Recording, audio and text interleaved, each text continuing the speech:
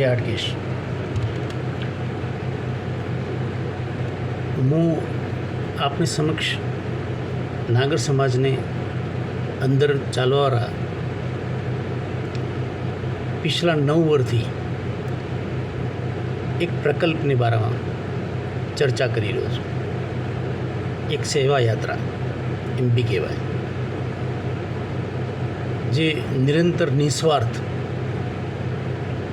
ને સમર્પિત ભાવથી ચાલી રહી છે. જે સેવાનું નામ છે શ્રી દીનબંધુ અન્નપૂર્ણા. આ એક ટિફિન સેવા માત્ર નથી, બલ્કि એક સમાજથી જોડવાનું એક સશક્ત માધ્યમ બી છે.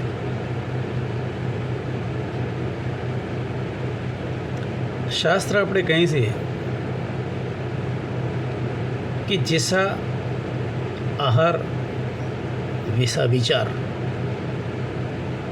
और जैसा विचार वैसा व्यवहार. ने आ ज व्यवहार આપણે સંસ્કારનું નિર્માણ કરીશું. શાયદ આ જ કારણથી અમારા સમાજમાં આધ્યાત્મિકતા, સંસ્કાર ને સંસ્કૃતિ જીવંત છે. આ અતિશક્તિ નથી, બલ્કि એક સચ્ચાઈ છે કે અનુભવની વાત કરી રહ્યો છું. લેકિન એક મહત્વપૂર્ણ વાત એવી છે કે જે સત્ય બી છે કે આપણા સમાજના છોકરા છોકરી આપણે નોકરી ધંધા વસ્તે દેશ પ્રદેશમાં રહે છે, લેકિન સમાજથી તો જોડ્યા તકા છે જ. કેમ કે આપણે મા બાપ એવા સંસ્કારથી સિંચિત કરી તો છે. એ સંસ્કાર ક્યાંથી આવ્યા? આપણી આહારથી, આપણે વિચારથી. એના એ વાતાવરણ બી એવું આપ્યું પેરેન્ટ્સે. તારે જઈને આપણે બી થોડુંક કહી શકીએ કે સુસંસ્કૃત ને આપણી સંસ્કૃતિ જીવંત રાખી શકીએ છે, ચાહે આપણે કઈ બી જગ્યા રહેતા હોઈએ, દેશ વિદેશ, બીજા શહેરમાં. લેકિન પેરેન્ટ્સ સોરા હાથે એકદમ રહેતા નથી. હાલાંકि આ વિષય નથી મારા આ ચર્ચાનો, લેकिन એક जैसे भूमिका बांधी રહ્યો છું આપણે આપ. પેરેન્ટ્સને એ સોરા સોરી હાથે રહેવું એકદમ પસંદ નથી આવતું. હા, નથી રહેવું ચાહતા એવું નથી, લેકિન એનાને એમ થાય છે કે આપણે જેવું નાગરોળો જેવી આત્મીયતા છે, સમાજને જોડાવ, અપનાપન, આનંદમય વાતાવરણ દેશ પ્રદેશમાં નહીં મળે. એ સબ જાણીએ છીએ ને છોકરાઓને બી ખબર છે કે આ અમે મા બાપને આપી નથી શકતા. એટલે એ ચીજ તો મળવાથી રહી. એટલે પેરેન્ટ્સનું નાગરવાળું જે છે એ આપણે આપમાં એક વૃંદાવન સ્વરૂપ બી છે, જ્યાં ભજન ભોજન આધ્યાત્મિક સબ ચાલ્યા કરે છે પ્રતિદિન. તો ના જ ગમે, આ સહજ છે.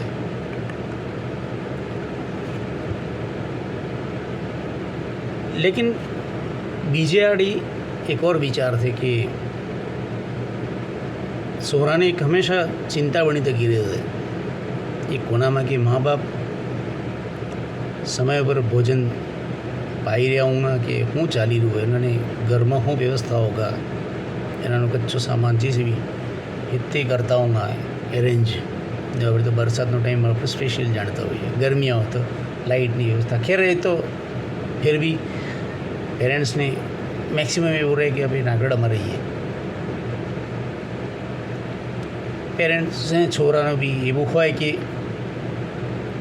એ પૂરો ટાઈમ એના નોકરી ધંધાવાળા તો એ પૂરો ટાઈમ પેરેન્ટ્સને હાથે અહીંયા બી નથી આપી શકતા, એ જતા વ્યવસ્થિત. તો બેન ચિંતા આપણે આપણી તરીકાથી લાગી તકી રહે. તો એ ટાઈમ ઉપર આ શ્રી દીનબંધુ અન્નપૂર્ણા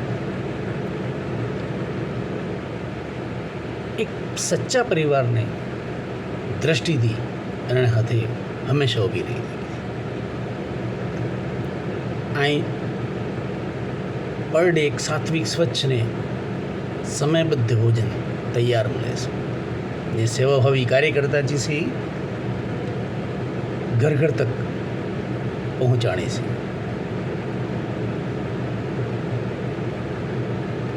આશ્ચર્ય તો નથી કહી શકતો, બડું સહજ વાત છે કે એમાં કોઈ ભાવ એની શુલ્ક રૂપમાં બી નિર્ધારિત નથી થયો.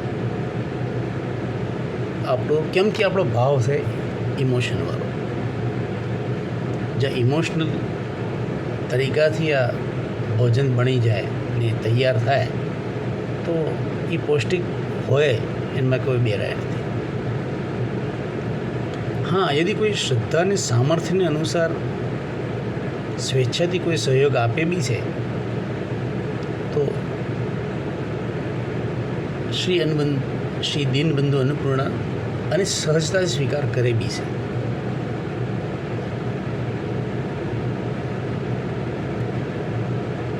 પિછલા 9 વર્ષથી આ સેવા તન મન ને ધન અનેક સેવાભાવી ને સમર્પણથી આ નિરંતર નિર્બાધ ચાલી રહી છે. કોઈ શ્રમ આપ્યો, કોઈ સમય આપ્યો, કોઈ અન્ન તો કોઈ અર્થ. બસ આ યજ્ઞ ચાલી રહ્યું. લેકિન આની ઉપયોગિતા મેક્સિમમ થાય એ જ આની સફળતા.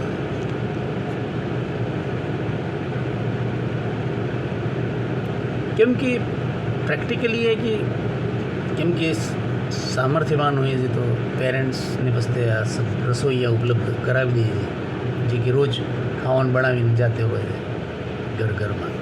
લેકિન ઘણી વખત પ્રેક્ટિકલ પ્રોબ્લેમ તો ફેર બી આવતી હોંगे નાની. રાશન લાવવું, સબ્જી, બર્તન ધોવા, ગેસ, આ સબ પ્રોબ્લેમ્સ તો આવતી હોंगे. એ તો કિચન વાળો તો એ ભોજન બનાવીને જતું રહેगा. સમય અનુભવ એનાને બી કિચન જે કરે છે તો જોબ કરી રહ્યું છે એને બી પ્રોબ્લેમ્સ આવતી હોंगे. ટાઈમલી ભોજન તૈયાર મળે ના મળે એ બી વિષય જરૂર એક મહત્વપૂર્ણ પોઈન્ટ છે. તો यदि આ સિનિયર સિટીઝન યા કોઈને બી બના ચિંતા ઘર જેવો સાત્વિક ભોજન મળે તો આ સેવાથી સંકોચ કેમ કરે. તકલીફ એક છે એ વિચારની, અને એમાં માનસિકતા બનાવતી હતી આપણે લોકોએ કે આ તો એક બેચારગીનું પ્રતીક છે. યાની લાચાર ને અસહાય લોક જે છે આપણા એ એનો ઉપયોગ કરે છે. આ મેન્ટાલિટીને બદલવાની જરૂર છે. આ સુવિધા એ પરિવાર વસ્તે ઉપલબ્ધ છે જે સુવિધા, સાત્વિકતા અને સમયની બચત અને સામાજિક जुड़ाव ચાહે. यदि मैक्सिमम लोग इनमें जुड़े से मीठी बीन सेवाથી तो तरह तरहની વાનગીਆਂ સ્વરૂચિ ભોજન એ બી એડ થાય. ઇવન કેમ રસોઈયા બલ્કि નાગરના જે પાક કલાના જે વિશેષજ્ઞ છે, જે અચ્છું ખાવાનું બનાવવાની રુચિ રાખી છે, આપણી વાનગી બી એમાં બનાવીને ખવડાવી. કેમ કે આપણે ખાવાથી જ બધા ખવડાવવા ઉપર વિશ્વાસ રાખીએ છીએ. આપણે ખૂબ ગમે, આનંદ આવે. એનાથી ડિફરન્ટ ટાઈપનો ખાવાનું બી સબને ઉપલબ્ધ થાય.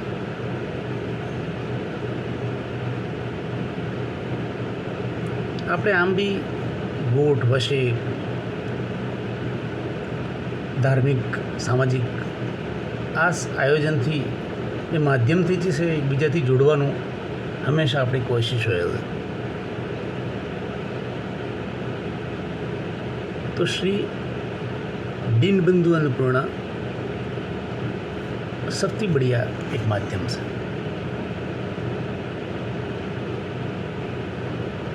એટલે જ કહું છું કે આ ભોજન નથી, બલ્કि ભાવનાત્મક પ્રસાદ છે. અને એક બેચારગીની દ્રષ્ટિથી દેખવાની જરૂરત નથી, બલ્कि આ એક महत्वपूर्ण अच्छी सुविधा है जिन्हें प्रैक्टिकली यूज़ करवा लायक છે. આ સુવિધા માત્ર નથી, એક અપનાપનનો અનુભવ બી છે.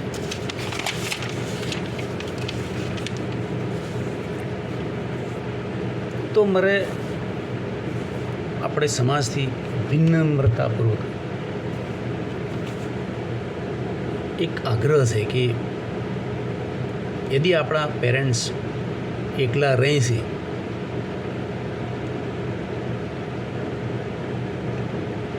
ને આ સબ ઉપયોગ કરવો ચાહીએ છીએ, સમય અને શ્રમ બી બચે છે, તો શ્રી दीनबंधु अन्नपूर्णा एक એવું માધ્યમ છે, એવી સેવા છે જ્યાં આપણે ઉપયોગ કરી શકીએ છીએ, સદુપયોગ કરી શકીએ છીએ એમ બી કહેવાય.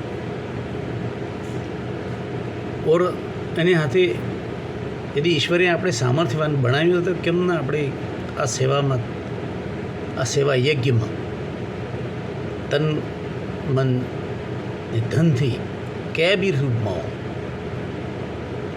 આપણે એમાં યોગદાન આપીએ ને જોડીએ. આપણો સબનો એક સંકલ્પ લઈએ કે સમાજનો કોઈ બી વ્યક્તિ સાત્વિક ભોજનથી વંચિત ના રહે. ફેર કહી રહું, સાત્વિક ભોજનથી. ભોજન તો મળી જાય, લેकिन એક અન્નપૂર્ણાનો પ્રસાદ એ અહીંથી મળી શકે.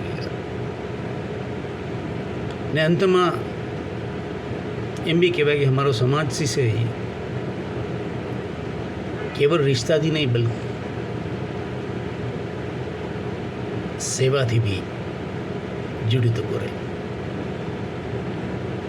माँ अन्नपूर्णाથી એક आज प्रार्थना છે કે अन्नपूर्णे सदापूर्णे शंकर प्राण वल्लभे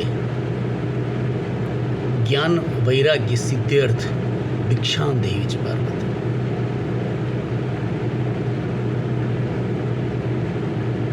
બસ આ પદથી અધિકાધિક જોડવાનો પ્રયાસ રહે એવી આપ સૌથી પ્રાર્થના.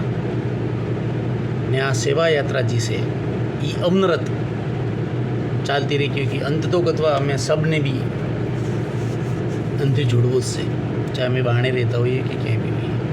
અમારી બી એ જ થાય કે અમે બી રહીએગા, અમે એકબીજાથી જોડ્યા. આપણે નાગર સમાજમાં એ જ તો વિશેષતા કે આપણે એકબીજાથી મેક્સિમમ ટાઈમ જોડ્યા તો કરીએ, ચાહે ચોરે હોય, દેરું હોય, ભજનનો કાર્યક્રમ હોય, પાઠ પૂજા હોય, આરતી હોય કે ઉત્સવ હોય, આપણે મેક્સિમમ જોડવાનું કે આપણો પ્રયાસ રહે છે. તો આપણે જોડીએ એકબીજાથી. આ એક મહત્વપૂર્ણ, એક अच्छो પ્લેટફોર્મ ચાલી રહ્યું છે. एक बार पुनः आप सब ने जय हाटकेश.